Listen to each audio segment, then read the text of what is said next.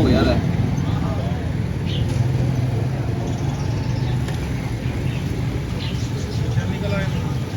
ਚੱਲ ਫਿਰ ਗਿਆ ਨਾ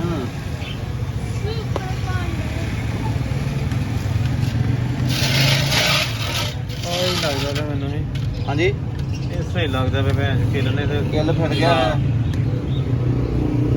ਇਹਨਾਂ ਨੂੰ ਚੰਗੀ ਜਿਹੀ ਟਿਊਬ ਚੇਂਜ ਕਰਾ ਦੇ ਆ ਬਸ ਉਹ ਹਵਾਈ ਨਹੀਂ ਖਲੋਤੀ ਵਿੱਚ ਨਾ ਅੱਗੇ ਇੱਕ ਜੇ ਰਿਹਾ ਹੋਏ ਤਾਂ ਫਿਰ ਤਾਂ ਕੋਈ ਟੈਨਸ਼ਨ ਨਹੀਂ ਹੈਗੀ ਆਹੋ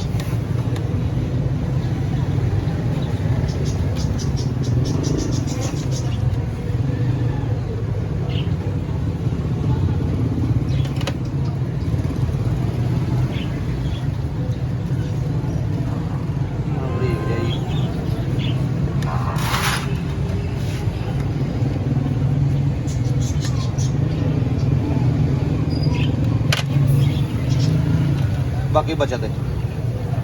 ਫਿਰ ਕਿੰਨੇ ਉਹ ਟੋਟਲ ਕਿੰਨੇ ਹੋਰ ਨਿਕਲ ਆਏ ਹਾਂਜੀ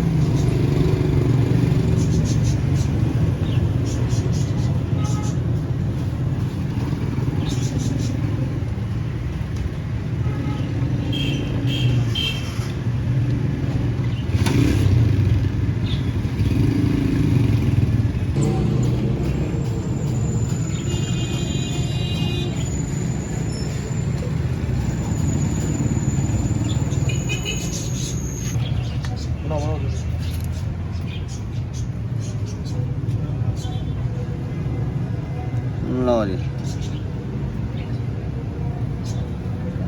ਇਹ ਪਟਾਕਾ ਸੀ ਬਈ ਦਾ ਹਾਂਜੀ ਸੁੱਕ ਜਾਂਦਾ ਘੜੀ ਫਿਰ ਲਾਉਂਦੇ